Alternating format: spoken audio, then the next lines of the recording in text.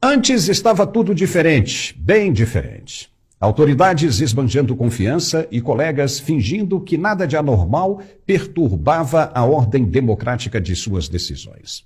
Maravilha! Enquanto andava sem problema, beleza. E as pessoas achavam mesmo que ia tudo seguir como tal e para sempre, só aumentando os poderes e seus benefícios. Era uma tentação muito gostosa, embora houvesse muitos sinais de que o curso de todo o processo poderia mudar um dia ou uma hora. Mas ninguém acreditou que pudesse acontecer tão rápido assim, ou mesmo até se pudesse acontecer algum dia.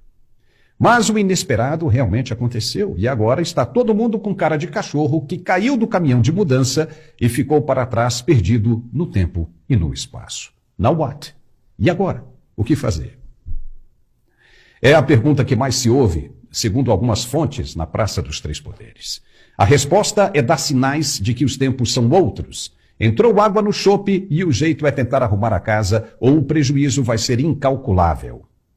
Mas quem apostou, apostou. E quem aposta tem de estar disposto a aceitar a derrota.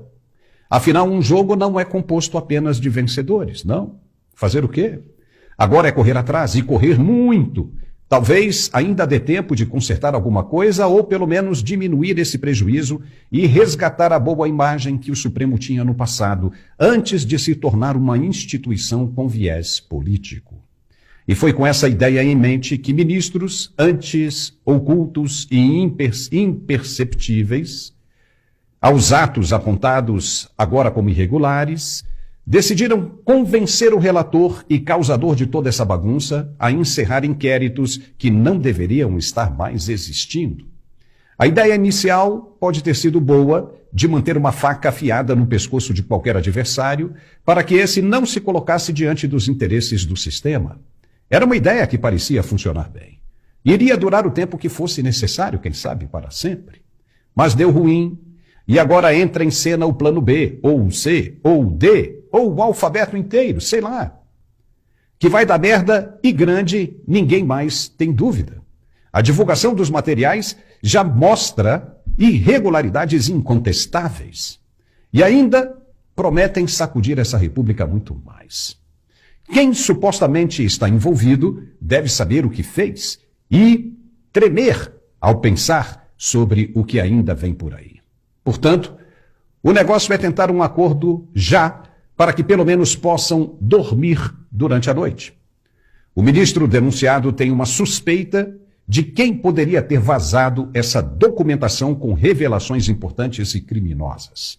Muito se fala sobre o técnico do TSE, Eduardo Talhaferro, e foi pedida a abertura de um inquérito pela Polícia Federal para descobrir se foi ele mesmo quem vazou as informações. Mas Talhaferro tem um álibi muito importante e poderoso também.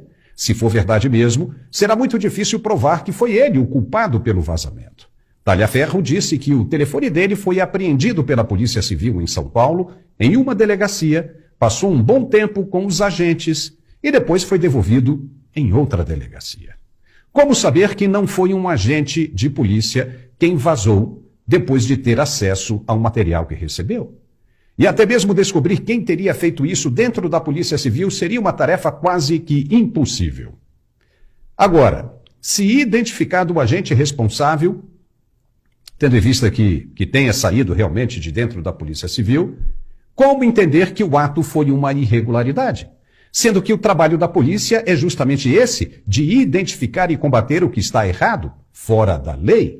Se o agente é um conhecedor da lei e identificou uma infração, pode ter agido da maneira correta, ou pelo menos como está acostumado a ver quando acontece com a própria Polícia Federal, que adora vazar para a imprensa resultados de investigações sobre o ex-presidente Bolsonaro ainda em curso. Não é? Alguém provou do próprio veneno e viu o quanto é ruim fazer a mesma coisa com os outros. Afinal, foi dito lá atrás, no início das civilizações, que quem com o ferro fere, com o ferro será ferido. Já viu que coisa mais certa? Mas como está essa situação agora? Os ministros do STF conseguiram convencer o relator a encerrar o inquérito das fake news, que já dura mais de 5 anos. E o interessante, O ministro Alexandre de Moraes aceitou e já cogita terminar tudo até o final deste ano, em dezembro. O caso das fake news, mais antigo, apenas para lembrar, foi aberto por iniciativa do ministro Dias Toffoli em 2019. Há um desconforto danado na corte com o prolongamento desse caso. O mesmo sentimento existe sobre o inquérito das milícias digitais criado no ano seguinte, em 2020. Agora já vemos uma luz no fim do túnel. E não há como negar que essa decisão tem a ver com o vazamento das informações. Não tem como negar. Antes, os ministros estavam confiantes e o relator não admitia nem tocar no assunto de encerramento. Então, como pode ser interpretada essa boa nova? De que tem alguém com muito medo do que ainda vem por aí e já se antecipa para fechar logo um acordo, porque quando a bomba estourar, já está tudo arranjado. A informação é que, no privado, cada vez mais os magistrados entendem que chegou mesmo a hora de finalizar esses dois inquéritos e reduzir um pouco a exposição do Supremo. Caso contrário, fica que nem a Lava Jato, como disse o ministro aposentado Nelson Jobim.